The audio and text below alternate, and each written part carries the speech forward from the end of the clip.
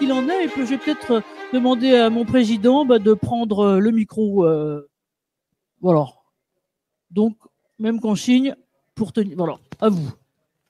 Bien, bonjour à tous et merci d'être là. Je vais parler en tant que président d'une association, Cercle Entreprises et Santé. Nous sommes une association dont la raison d'être, c'est le monde du travail. Et dans la raison d'agir, c'est la maîtrise des risques professionnels. Et dans cette maîtrise des risques professionnels, nous avons bien entendu des activités de réparation, assurance maladie, assurance accident du travail, maladie professionnelle. Nous avons problèmes assurantiels avec lesquels on a peu à voir. Et puis, il y a la prévention. Et la prévention qui est notre souci principal, permanent, et dans lequel nous sommes heureux de voir des organisations telles que Préventica, qui rassemblent l'ensemble des actions.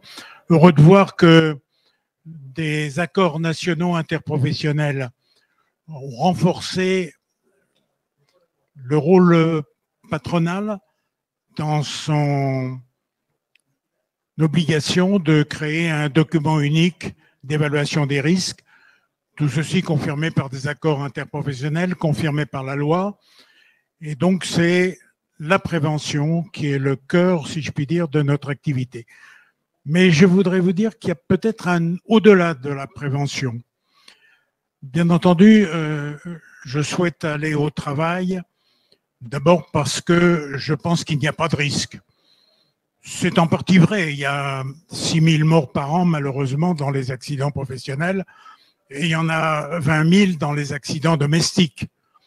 Mais en plus d'être une zone de sécurité, le monde du travail se doit d'être une zone de bien-être. Je vais au travail parce que je m'y sens bien, ou même je m'y sens mieux. Et nous voudrions que la notion de prévention n'ait pas seulement son rôle défensif, mais, si je puis dire, un rôle offensif. Comment est-ce que la prévention peut non seulement nous aider à nous défendre contre les risques, mais nous aider à promouvoir ce qui peut être une composante du bien-être. Et dans cette vision, non seulement défensive mais offensive, nous avons ressenti une parenté avec le monde de la santé, le monde de l'offre de soins. Et je souligne le tiret qu'Anne-Marie a indiqué tout à l'heure entre travail et santé.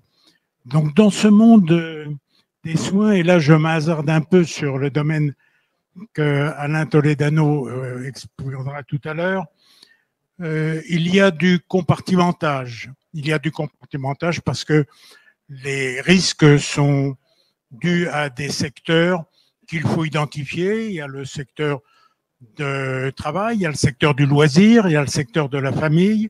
Donc voilà un premier compartimentage pour l'action.